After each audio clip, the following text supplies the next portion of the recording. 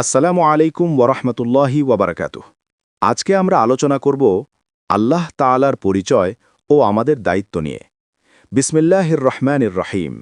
আলহামদুলিল্লাহি রব্বিল আলামিন ওয়াসসালাতু ওয়াসসালামু আলা সাইয়্যিদিল আম্বিয়াই ওয়াল মুরসালিন।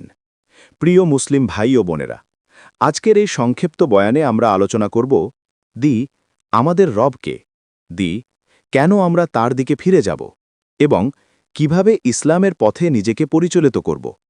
প্রথম অংশ, আল্লাহ তাআলার পরিচয়। আল্লাহ তাআলা আমাদের সৃষ্টিকর্তা, পালনকর্তা এবং রিজিকদাতা। তিনি বলেন, আল্লাহু খালিকু কুল্লি শাই। আল্লাহ সব কিছুর স্রষ্টা। সূরা জুমার ৬২। এই আকাশ, এই পৃথিবী, চাঁদ, সূর্য, দিন রাত সবই তার সৃষ্টি।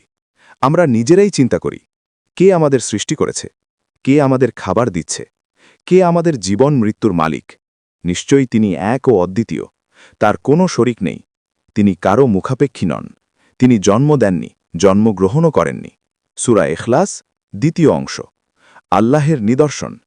প্রিয় ভাইয়েরা, আমরা যদি চারপাশে তাকাই, দেখব সব কিছু আল্লাহের নিদর্শনে ভরপুর। একটি ছোট বীজ থেকে বিশাল গাছ, মায়ের গর্ভে শিশুর সৃষ্টি, আকাশ থেকে বৃষ্টি। আল্লাহ বলেন, ইন্না ফি খালকিস সামাওয়াতি ওয়াল আরদি লাআয়াতিন লিকাওমিন ইয়াকিলুন। নিশ্চয়ই আসমান জমিনের সৃষ্টিতে জ্ঞানীদের জন্য নিদর্শন রয়েছে। সূরা আলে ইমরান ১৯০। এগুলো আমাদেরকে কি শেখায়? আল্লাহ আছেন, তিনি সব কিছু নিয়ন্ত্রণ করছেন এবং আমরা তার বান্দা। তৃতীয় অংশ, কেন আমরা আল্লাহের দিকে ফিরে যাব?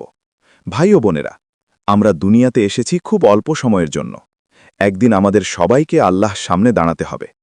আমরা কি প্রস্তুত? আমাদের আমল কি ঠিক আছে?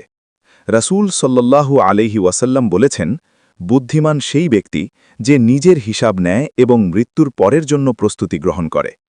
আমরা অনেক সময় দুনিয়ার পিছনে ছুটি, কিন্তু আখিরাত ভুলে যাই। আল্লাহ বলেন, ওয়ামাল হায়াতুদ দুনিয়া ইল্লা লাইবুন ওয়ালাহু। দুনিয়ার জীবন শুধু খেলা ও বিনোদন। সূরা আনকাবুত ৬৪। চতুর্থ অংশ, ইসলামের প্রতি আকৃষ্ট হওয়ার উপায়।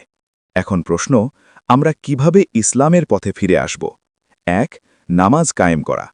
৫ ওয়াক্ত নামাজ আমাদের জীবনের ভিত্তি। নামাজ মানুষকে খারাপ কাজ থেকে বিরত রাখে। ২. কোরআন পড়া ও বোঝা। প্রতিদিন অন্তত কিছু আয়াত পড়া, অর্থ বোঝার চেষ্টা করা। ৩. গুনাহ থেকে তওবা করা। আমরা ভুল করি, কিন্তু আল্লাহ ক্ষমাশীল। আন্তরিকভাবে তওবা করলে আল্লাহ ক্ষমা করেন। ৪. ভালো পরিবেশে থাকা। ভালো বন্ধু, ভালো পরিবেশ ঈমান বাড়ায়। খারাপ সঙ্গ ঈমান নষ্ট করে। পঞ্চম অংশ, বাস্তব জীবনে পরিবর্তন আনা। প্রিয় ভাইয়েরা, শুধু শুনলে হবে না, আজ থেকেই পরিবর্তন শুরু করতে হবে। ঠিক, নামাজ ঠিক করা, মিথ্যা গীবত ছেড়ে দেওয়া, বাবা মায়ের সাথে ভালো ব্যবহার, হালাল হারাম মেনে চলা। ছোট ছোট আমলই বড় পরিবর্তন আনে। শেষ অংশ, দুয়া। আল্লাহ আমাদের সবাইকে হেদায়েত দান করুন। আমাদের অন্তরকে ইসলামের দিকে ফিরিয়ে দিন। আমাদেরকে সৎ পথে চলার তৌফিক দিন। রব্বানা লা তুজিগ কুলুবানা বা'দা ইদ হাদাইতানা। সমাপ্তি। প্রিয় ভাই ও বোনেরা, আমরা যেন আজকের এই বয়ান থেকে শিক্ষা নিয়ে আল্লাহের দিকে ফিরে আসি এবং আমাদের জীবনকে ইসলামের আলোয় আলোকিত করি। ওয়া আখিরু দাওয়ানা আনিল হামদুলিল্লাহি রব্বিল আলামিন। ওয়াসসালামু আলাইকুম ওয়া রাহমাতুল্লাহি ওয়া বারাকাতুহু। আমাদের YouTube channel @Mujahidul Islam C888। এখানে আছে ভালো হওয়ার কথা, ছোটদের জন্য সুন্দর গল্প, বড়দের জন্য ভালো উপদেশ, আর সবার জন্য ইসলামের সহজ শিক্ষা। আপনি নিজে দেখুন, আপনার সন্তানকেও দেখান। ভালো লাগলে সাবস্ক্রাইব করুন, লাইক দিন, শেয়ার করুন আর বেল আইকনে চাপ দিন। চলুন আমরা সবাই মিলে নূরের পথে চলি।